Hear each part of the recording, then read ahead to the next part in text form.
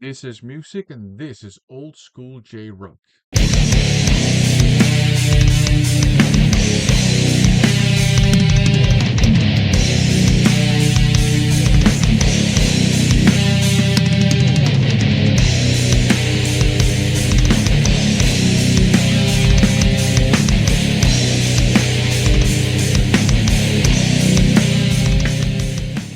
Welcome to another first impressions video. In these videos, I share with you my first impressions of the many blind buys I've picked up lately.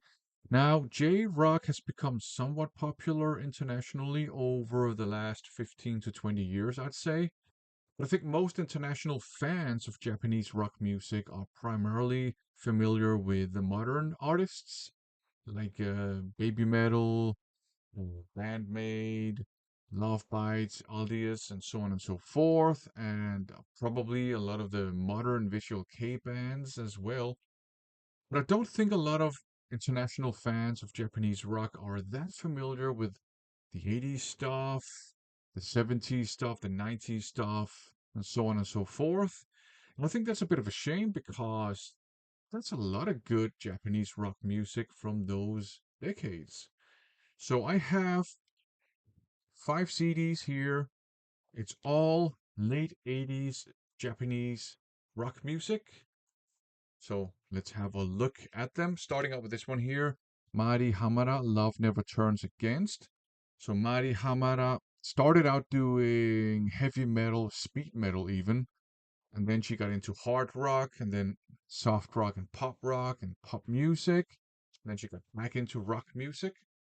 And this, I would say, is from her pop rock, soft rock era. And this is a typical 80s pop rock sounding album, I would say. Uh, some pretty good songs on here. There's a handful of songs that even have like hard rock elements in them, and so you have traces of hard rock, but it's by no means a hard rock album, in my opinion. It's an 80s pop rock album. And I think there's one too many ballads for my taste on here, but overall, it's still an enjoyable album, especially if you grew up listening to 80s pop rock like some of us did. I think you might find this pretty interesting. Or if you are a younger person with nostalgia for the 80s, and there are lots of people like that around too, this might be interesting too. I quite like it, and you have Mari Hamada's distinct voice on here, that which also makes it interesting. But I mean, if you're into rock and metal, this would not be a good starting point, I think. That would probably be some of her very early stuff or some of her most recent stuff. But, for an 80s pop rock album, I think this is pretty good. I quite enjoy it. So there you go. Next, we have kind of a similar story.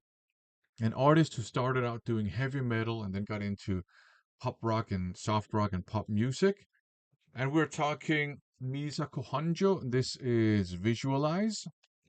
This is also very typical sounding 80s pop rock. This one has a little bit more energy though, and it has more, I would say, 80s pop rock tropes. It has that kind of slapping and popping sounding bass. It has the, you know, kind of rocking guitar solos that you would hear in a lot of pop music actually back in the 80s. It has the synths, the orchestral hit effect. It has the, I don't know what it's called, but that kind of very distinct fake horns section effect that a lot of 80s pop rock and pop music artists used. Um, yeah, it has a lot of nice energy to it. I quite enjoy this one as well. It also has maybe more ballads than I would care for, but not as many. And it has a little bit more energy. So this one is quite enjoyable too. Um, and this one here, kind of similar. Also, Misako Honjoh Visualize 2. This one I like much better though because this one has more elements from smooth jazz, which was also quite common in 80s pop rock, I would say. And this one is also kind of more artistic, I would say, overall. It starts out with a track called Prologue, which sounds just like a jazz fusion experiment. But it is your typical 80s pop rock with a lot of the same tropes and, just the same energy and the same elements.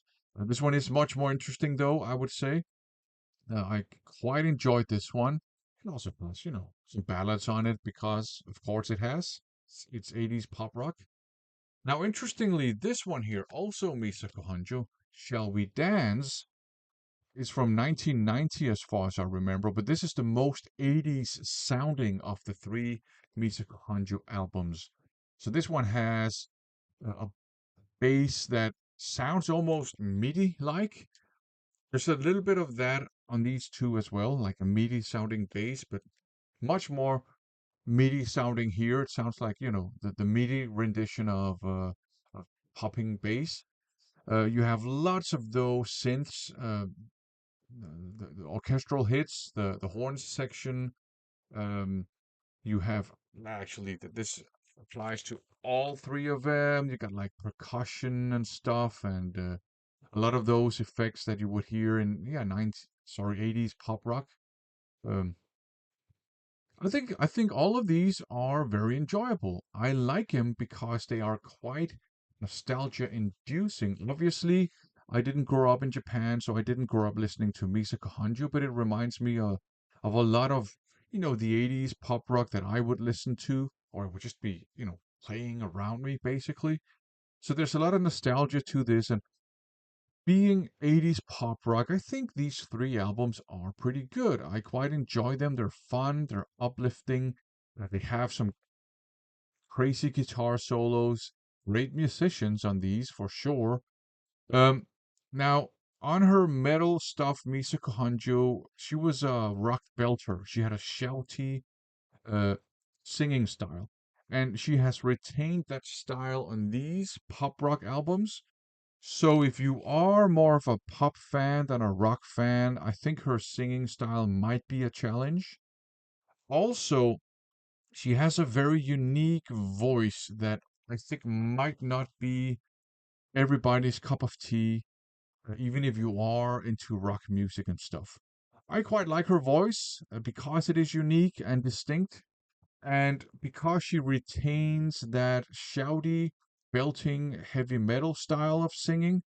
Her voice is very powerful on these albums, more so than I typically associate with this style of music. So yeah, pretty enjoyable 80s pop rock stuff. Nice. And the last one is this one here. And this is the gem, uh, by far the release that I enjoyed the most in this batch. Rose, just an EP, 4 tracks. Uh, Now, before Rose, there was a band called Magenta, and they put out a single and an EP, and then called it a day. And then some of them went on to form this band, Rose, and they only, as far as I understand, put this one out. Now, this is straight up heavy metal, no nonsense. Starts out with a track called Get It Down, which is just a high energy, heavy metal song with a great chorus as well, and a nice crunchy guitar tone. Excellent stuff. And then there's an interesting song called Lies in Your Eyes, which is a heavy metal song too, but they kind of explore dissonant chords. I mean, it's not like unlistenable or anything, it's actually very interesting, but just like dissonant chords every now and then. It's a little bit slower, still very interesting song, quite enjoyed. And then there's a really cool cover version of Speed King. Uh, and it actually sounds pretty good without the organ, I have to say. Now, I like this cover version of Speed King. It's pretty faithful, but there is a section that I think will send a lot of old old head Deep Purple fans home to their mamas crying because uh, the second verse they decided to take that into a funk rock and rap uh, direction, which I thought was pretty brave and actually pretty cool. I quite liked it. Other than that, it's pretty faithful to the original. And then the last track is No Way Out, which is also an awesome song. It almost has like elements of punky speed metal to it. It's high energy. It's kind of aggressive. Really good. This one here is absolutely fantastic. This kicks ass.